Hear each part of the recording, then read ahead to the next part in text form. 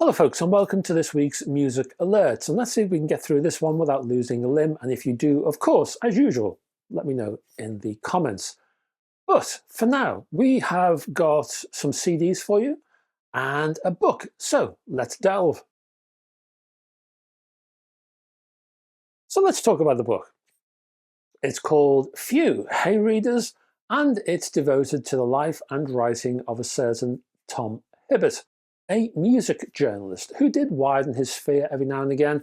He interviewed the then Prime Minister Margaret Thatcher and footballing legend Paul Gascoigne, for example. This book is published by 9/8 Books and it spans 361 pages.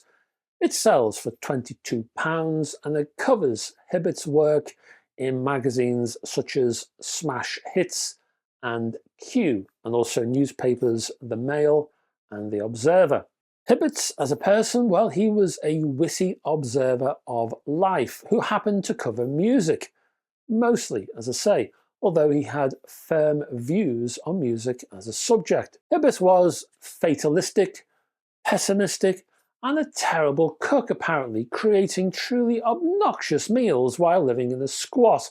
His burgers were packets of Paxo sage and onion, moistened and patted into a burger shape, and he had this pea curry, apparently, which consisted of a cold tin of peas with added Tabasco. That was the pea curry.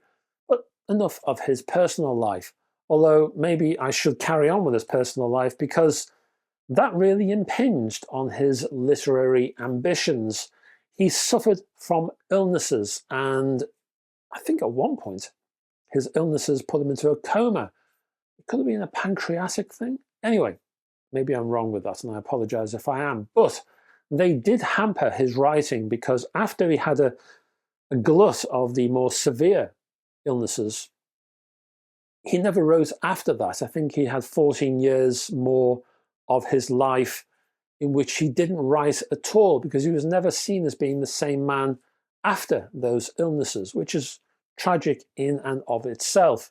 To that point, however, his writing, his lack of reverence and his satirical point of view made him an influential figure amongst other up-and-coming writers.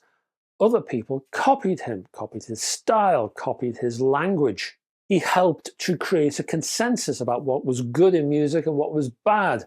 He could be a contrarian, but also reverential about music. This work is interesting because during his smash hits period, he had very little respect for any of the music he came across.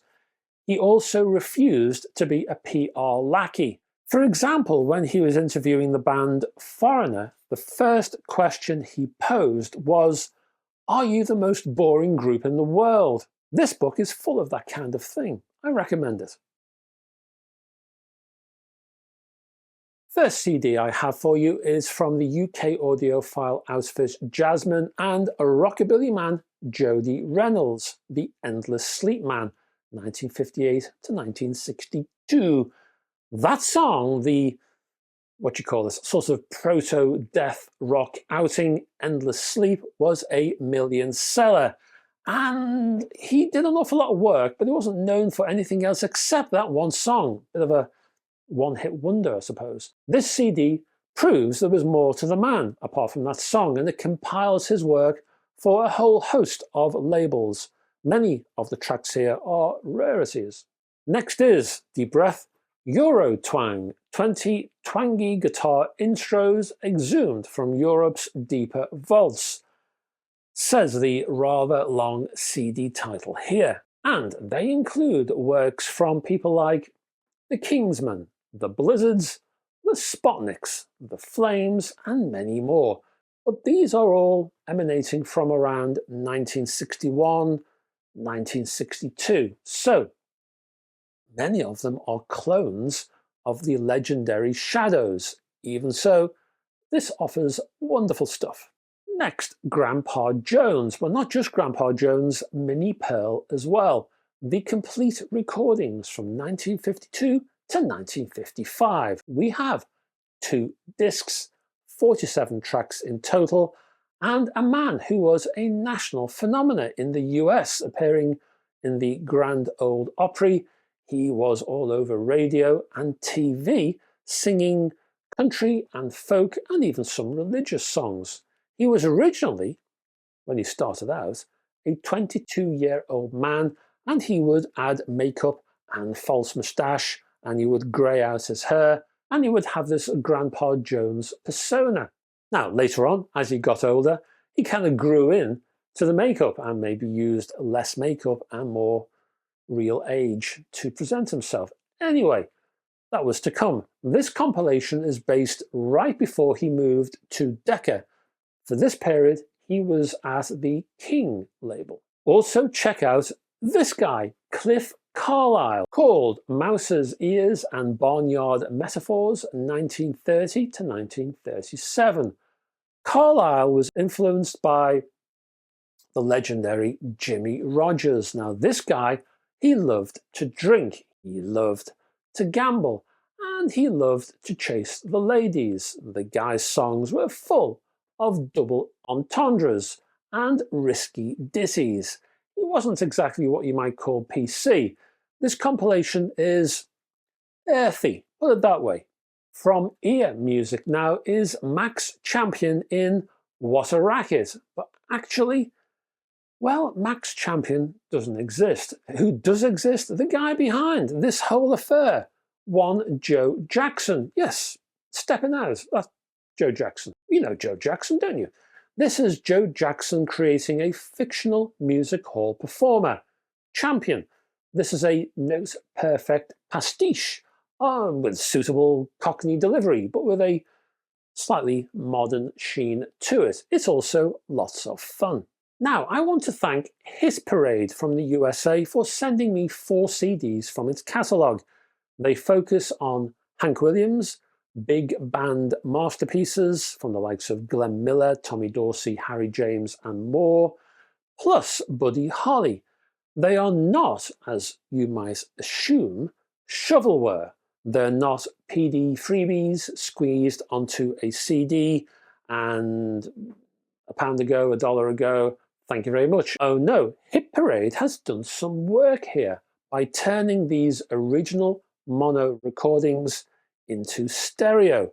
Hit Parade uses something called DES, or digitally extracted stereo, to create new stereo mixes.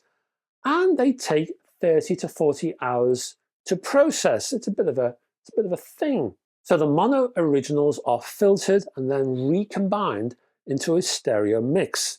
Like I say, it's a lengthy process.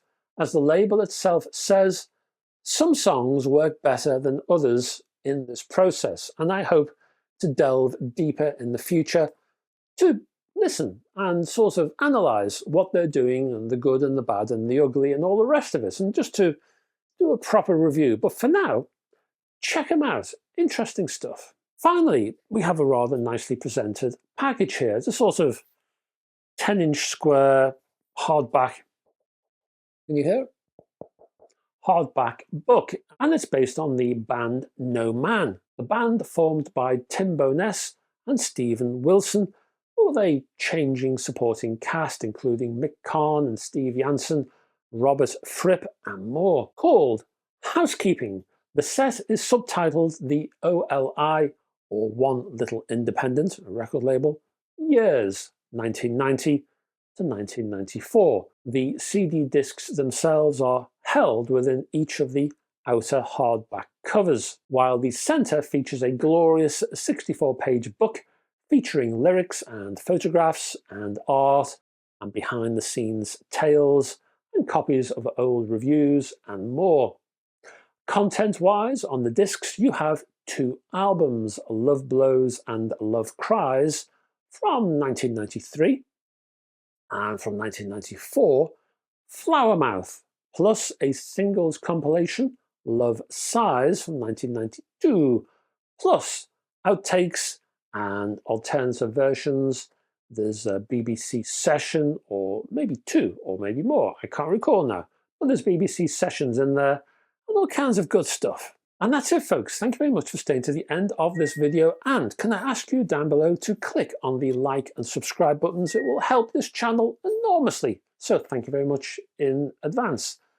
I'll be back with, I think it's a hi-fi news, etc. Actually, I'm going to give you an insight. Some of you may never have seen the old hi-fi news, etc. videos I used to do. So I hope you like them. Bit of a change and mixes things up a little bit, which I like to do now and again. Anyway, that's what you're going to have on Sunday. Hope you like it, and I will see you then, hopefully. Until then, folks, bye-bye for now.